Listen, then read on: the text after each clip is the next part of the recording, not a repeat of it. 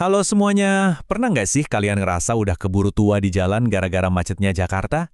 Ya, Jakarta emang sering banget dinobatin jadi salah satu kota termacet di dunia, di mana kita bisa buang waktu puluhan jam setahun cuma buat duduk diam di jalanan. Tapi di penjelasan mendalam kita kali ini, kita nggak cuma mau ngeluh doang, kita bakal bongkar habis-habisan apa yang sebenarnya terjadi di balik layar. Kita bakal bedah struktur kotanya, ngulik datanya, dan nemuin akar masalah yang mungkin selama ini sama sekali luput dari perhatian kita. Nah, pas lagi stuck di tengah lautan mobil dan motor, insting pertama kita pasti langsung nyalain satu hal, jumlah kendaraannya. Kita sering mikir, udah jelas lah, ini mobilnya kebanyakan. Ini emang asumsi paling masuk akal buat siapa aja yang pernah ngerasain macet parah. Tapi apa iya penyebabnya sesimpel itu? Jangan-jangan ada masalah struktural yang jauh lebih dalam yang kalau kita beresin, justru bisa jadi solusi yang benar-benar nyata. Tapi sebelum kita bahas lebih jauh, kita juga harus paham realita di lapangan. Orang-orang milih bawa kendaraan pribadi tuh pasti ada alasannya kan? Banyak yang ngeluh jalanan berlubang, perbaikannya lambat, belum lagi kalau hujan. Terus sekarang juga lagi tren mobil listrik yang katanya lebih irit. Ditambah lagi, siapa sih yang mau desak-desakan di kereta yang sumpek banget pas jam pulang kerja? Jadi secara personal, milih bawa motor atau mobil sendiri tuh rasanya jadi keputusan yang paling logis. Oke, kita masuk ke bagian 1, mitos kemacetan. Lanjut ke bagian 2, fakta komuter harian. Coba tebak, ada berapa kendaraan bermotor yang keluar masuk Jakarta setiap harinya? Hampir 1 juta, tepatnya di angka 997.000 kendaraan. Bayangin aja, volume segila ini barang-barang masuk ke satu titik pusat tiap pagi, terus sorenya rebutan pengen keluar barengan. Skala pergerakannya benar-benar luar biasa masif. Dan yang bikin menarik, kemacetan ini tuh ternyata diimpor dari kota-kota satelit sekitarnya loh. Bogor ada di urutan pertama, nyumbang sekitar 270.000 kendaraan tiap hari. Dipepet sama Bekasi dengan 250.000, terus Depok sekitar 220.000, dan Tangerang nyumbang 200.000 kendaraan. Ini nunjukin banget kalau tekanan lalu lintas di Jakarta itu murni hasil dari pergerakan komuter lintas batas harian. Terus apa jadinya kalau jutaan kendaraan ini numplek di Jakarta? Jalanan di Jakarta itu kan panjangnya terbatas, totalnya cuma sekitar 6.485 km, dan kapasitas maksimal jalan arteri utama kita tuh cuma sanggup nampung 2.000 sampai 2.400 kendaraan per jam per lajurnya. Puncaknya, ya di jalan-jalan KITB Simatupang, Gatot Subroto, dan Sudirman Tamrin.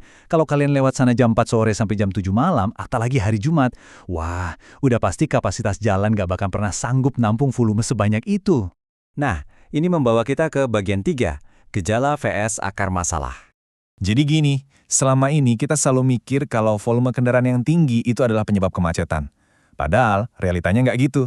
Volume kendaraan yang membludak itu sebenarnya cuma sebuah gejala.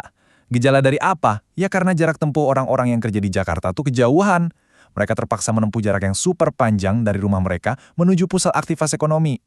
Kenapa jaraknya bisa sejauh itu? Karena kawasan aglomerasi Jabodetabek ini dihuni oleh lebih dari 40 juta jiwa. Ini bikin Jabodetabek jadi salah satu kawasan perkotaan terbesar di dunia. Jakarta ibarat magnet raksasa buat ekonomi wilayah ini, dan dinamika ruang kayak ginilah yang akhirnya memicu pergerakan massal tiap harinya. Efek domino dari melebarnya kota ini parah banget.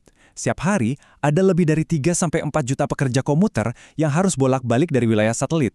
Hasilnya, waktu tempuh jadi panjang banget, biaya transportasi membengkak, bensin boros, dan pastinya emisi karbon yang masif merusak udara yang kita hirup. Rutinitas yang bikin capek ini tuh udah jadi wajah sehari-harinya kemacetan ibu kota. Sekarang, kita masuk ke bagian yang paling krusial. Bagian 4. Solusi tata ruang nyata. Kalau kita udah tahu akar masalahnya adalah jarak, berarti solusinya bukan cuma sekedar nambahin bus atau bikin aturan ribet buat ngelarang orang pakai mobil kan?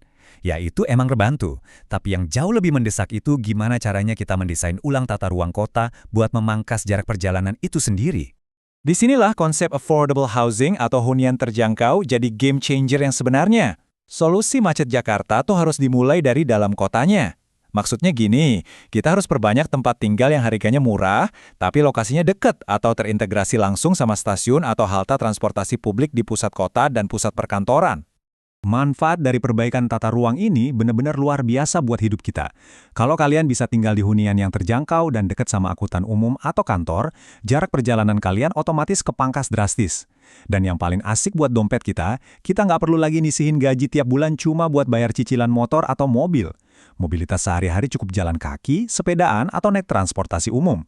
Tata ruang kota yang benar tuh ngasih kita kebebasan dari kewajiban punya kendaraan pribadi. Jadi, sebagai penutup obrolan kita kali ini, saya mau ngasih satu pertanyaan buat direnungin. Pas kalian lagi terjebak macet besok pagi, coba tanya ke diri sendiri, apakah perjalanan panjang dan melelahkan ini murni pilihan bebas kalian, atau sebenarnya kalian lagi jadi korban dari kegagalan tata ruang kota?